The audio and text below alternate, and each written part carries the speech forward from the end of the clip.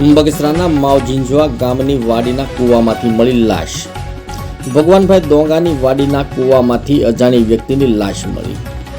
અજાણ્યો વ્યક્તિ કૂવામાં મૃત હાલતમાં મળતા ફાયર વિભાગ પહોંચ્યું ઘટના સ્થળે। ફાયર વિભાગે મૃતકને કૂવામાંથી બહાર કાઢી પોસ્ટમોર્ટમ માટે ખસેડાયો।